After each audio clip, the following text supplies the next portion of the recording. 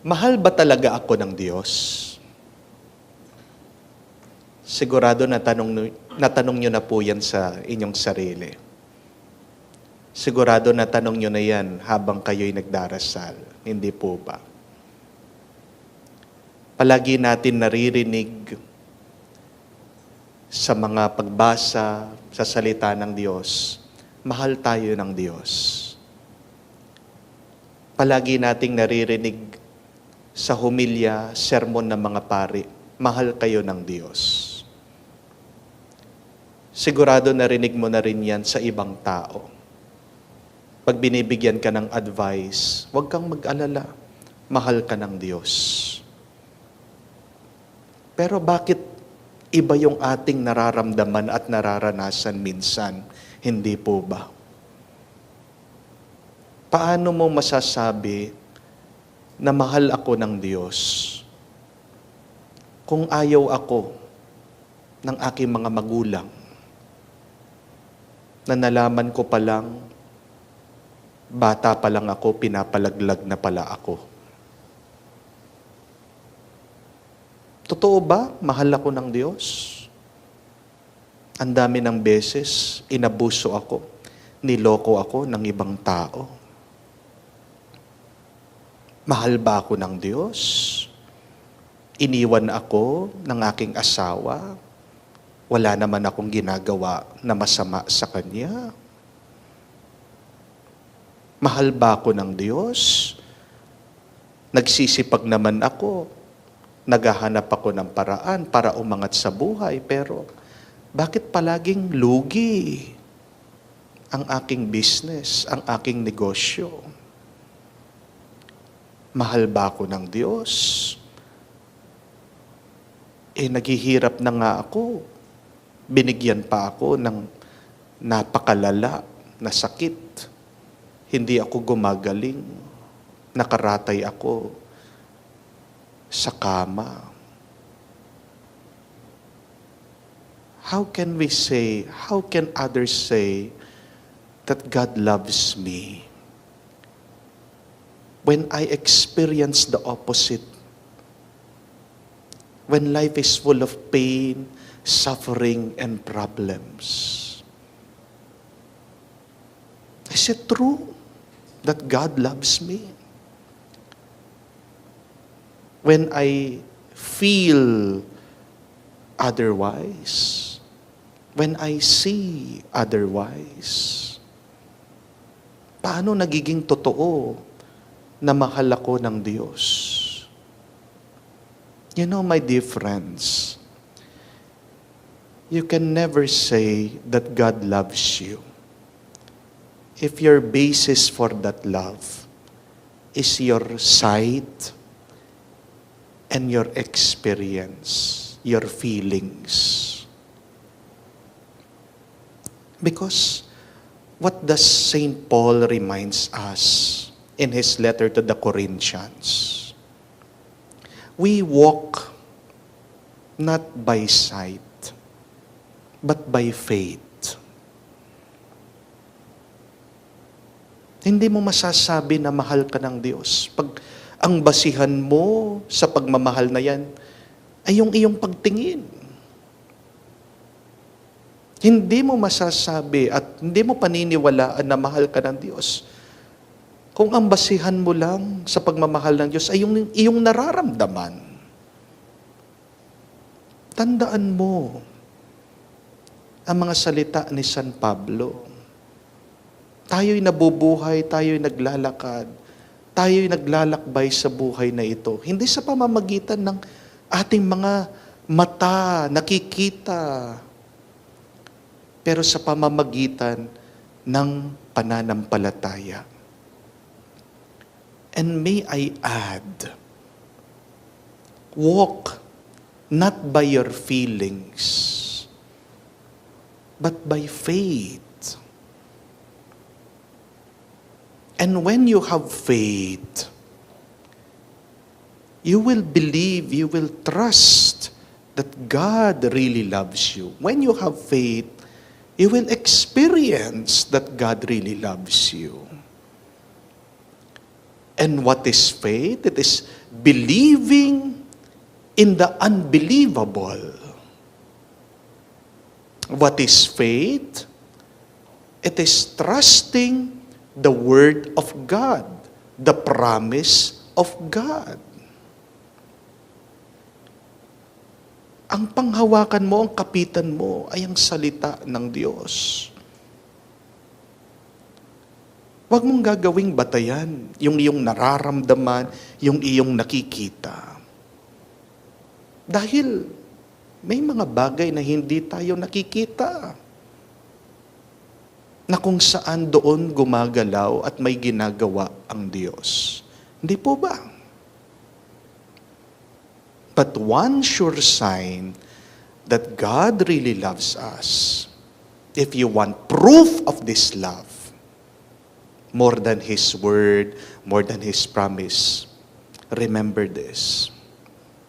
Look around you and see those people who care for you. Isang tanda na talagang nagmamalasakit ang Diyos sa iyo, mahal ka ng Diyos, ay yung mga taong minamahal ka at nagmamalasakit sa iyo. Kung paano narinig po natin sa ating ebanghelyo. Itong senturyon, mataas ang kanyang posisyon sa army. Minahal itong tao, minahal ang isang alipin na may sakit. Napakaswerte niya. Sino ba siya? Wala siyang karapatan, wala siyang ari-arian, pero minamahal siya ng isang taong makapangyarihan. Kaya talagang ramdam na ramdam nitong alipin na ito. Mahal ako ng Diyos. Kasi tingnan mo na nga, itong aking Panginoon, nakikiusap pa sa Diyos, kay Jesus, para pagalingin ako. That is something. Hindi po ba? Ito isang bagay na nakakamangha. Gusto mong malaman kung paano kami namahal ng Diyos? Tingnan mo yung mga tao na nagmamahal at nagmamalasakit sa iyo. They are sure signs that God loves you. Meron pong dumating sa parokya, mag-asawa. Nakita ko itong misis, may sakit. Sabi ng Mr. Father, dumayo pa po kami para pagdasal niyo po itong aking asawa. Pwede niyo po ba siyang i-anoint? Okay po. Sige po, sabi ko po. Pinagdasal ko, I was laying my hands on her habang itong mister nakahawak, ginagabayan yung kanyang misis. At habang pinagdarasal ko po itong misis, bigla siyang umiiyak. Iyak ng iyak. At pagkatapos po ng dasal, tinatanong ko, bakit po kayo umiiyak? Hindi makapagsalita yung misis. Tinitignan lang niya yung kanyang mister. At naiintindihan ko po kung ano yung dahilan bakit naiyak siya. Kasi nagpapasalamat siya na merong umaakay sa kanya, nag-aaruga sa kanya, nagkakalinga sa kanya, nagmamahal sa kanya, kahit na mahina siya, kahit na parang wala na siyang silbi, kahit na may sakit siya, itong kanyang mister. Di po ba napakaswerte ng isang babae pag meron siyang asawa na hindi siya iniiwan kahit na nanghihina siya, kahit na may sakit siya.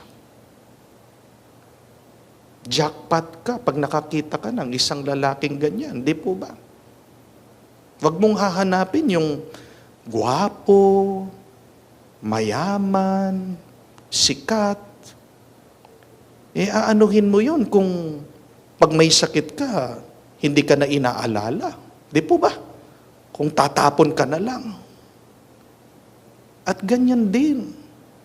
Maswerte ka kung meron ka pa rin mga kaibigan na pwede mong sandalan, pwede mong asahan. Pag wala ka ng pera, agad-agad pinapautang ka. Hindi ka ginigipit, hindi ka sinisingil. Maswerte ka. Pag meron ka mga kaibigan na minamahal ka, inaalala ka, pinagpala ka, tandaan niyo po, pag meron kang mga tao na nakapalibot sa iyo, nandyan, nagmamahal at nagmamalasakit sa iyo.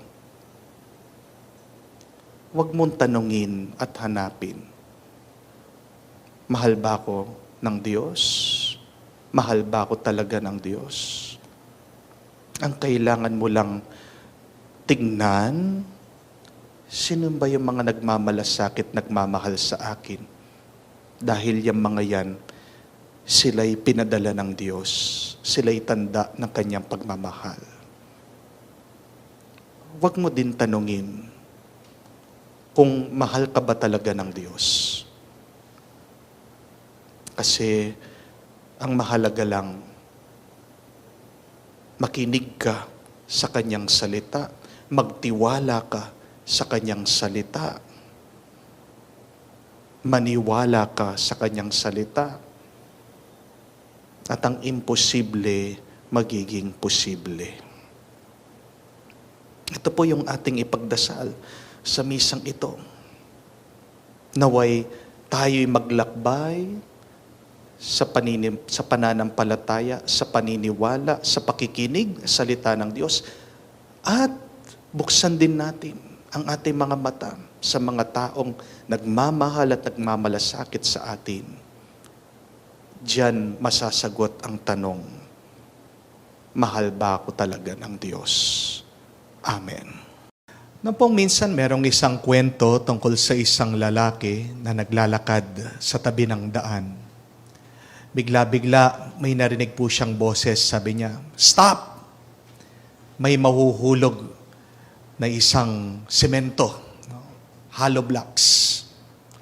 Nakinig naman po yung lalaki. Huminto. After 5 seconds, may nahulog nga pong bato. Bang! So nagpatuloy po yung lalaki sa paglalakad. At pagkatapos po ng ilang saglit, may narinig na naman po siyang boses. Sabi, "Stop!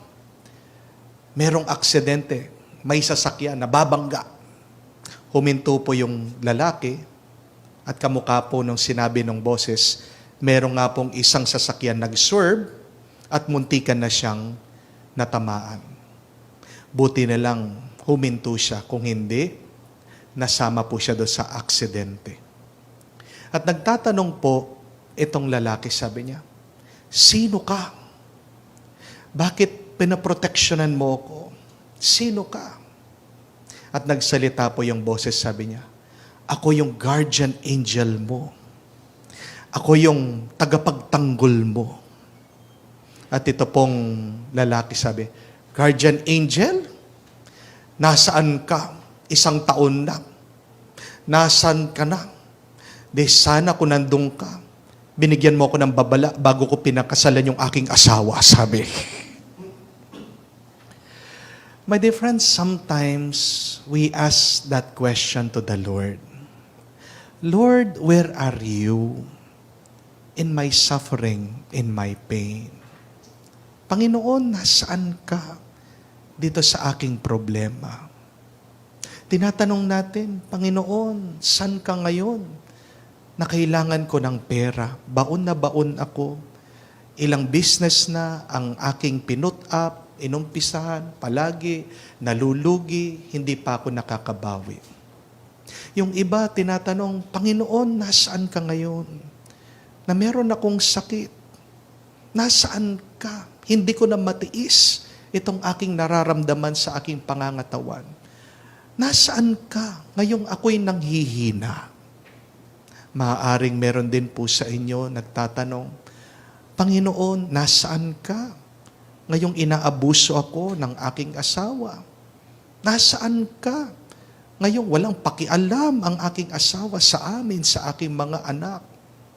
Panginoon, nasaan ka? Ngayong kinuha mo yung aking asawa, mag-isa na lang ako, nalulungkot ako, nadidepress ako. It is perfectly normal, my dear friends, when we try to find God in our problems, in our difficulties, in our pains and sufferings in life. But sometimes, we could not notice God in the times that we are happy, in the times that we do not have any problems, in the times of joy and peace. Bakit pag meron tayong problema, doon lang natin hinahanap ang Diyos? Di po ba? Pero pag okay ang lahat, pag wala tayong nararanasan na pagsubok, di man natin maalala ang Diyos. Where is God in our suffering, in our pains, in our problems, in our challenges? God is there. He's invisible. God is doing something. And where could we see and experience the love of God? They are there in the angels that He sends us. Ang mga anghel, mga spiritual na nilalang, hindi talaga natin makikita ang mga yan. Pero hindi naman ibig sabihin, hindi po ba, na pag hindi mo nakikita, hindi na totoo. Ang hangin, alam natin na totoo, di naman natin nakikita. Paano nyo alam na merong hangin? Nararamdaman natin. Ang kuryente, hindi naman natin nakikita. Na nakikita natin yung epekto ng kuryente. Yung ilaw, yung pagsindi ng mga makina, ng ating mga gadget. Alam mo, totoo na merong kuryente kasi merong epekto. Paano mo alam na totoo ang mga anghel? Kahit na hindi natin nakikita, nararamdaman natin. Huwag mong kakwestiyonan, huwag mong itatanong na saan ang Diyos sa iyong mga pagsubok. Kung ikaw ay sinusubukan, palagi kang magpasalamat sa Diyos. Dahil hindi ka susubukan ng Diyos na alam niya mahina ka. Di po ba? Kaya sinusubukan ka ng Diyos kasi alam niya, kaya mo, malakas ka, matatag ka. At alam din ng Diyos kung hanggang saan ang ating lakas. Kaya naman nagpapadala po ng mga tulong ang Diyos sa atin. At ano ang mga tulong ng Diyos? Sila mga anghel. Tayo ba ay nagpasalamat na sa Diyos sa mga napakaraming biyaya na ating tinanggap? Minsan dyan tayo nagkukulang, hindi po ba? Palagi tayong nagrereklamo sa ating mga problema, palagi tayong naghahanap sa ating mga pagkukulang, pero hindi man natin mamalayan minsan yung mga pagpupuno ng Diyos sa atin. Yung mga grasya at biyaya na pinagkaloob ng Diyos sa atin. Huwag tayong mag-alala pag tayo ay may problema. Kasi pati ang ating mga anghel na hindi nakikita, lumalaban sila para sa atin. And that is the good news. Always remember that, my dear friends. God so loved us, He sends angels to protect us. At huwag tayong mag-alala. Do not worry. Continue fighting. Continue living your life. Continue praising the Lord. Dahil kung naniniwala ka sa Diyos, isang paniniwalaan mo na malakas siya. Walang tatalo sa Diyos. Never ever believe that evil will triumph in your life. Hindi mananaig, hindi mananalo ang kasamaan sa buhay mo. gaano pa karami ito, gaano pa kalala ito, gaano pa katagal ito na nararanasan mo. In the end, God will triumph. And many times in our lives, God sends angels in form of kind people. Angels, kind people are angels in disguise. Di po ba? Ang mga mabubuting tao ay mga anghel na nakatago. My question to you is, who are those hidden angels, those kind persons that have helped you in your life? Silang mga naging dahilan bakit kayo ay nakapag-survive, kayo ay nabubuhay, kayo ay umiiral, kayo ay nandirito pa rin sa mundong ibabaw. Have you thanked them?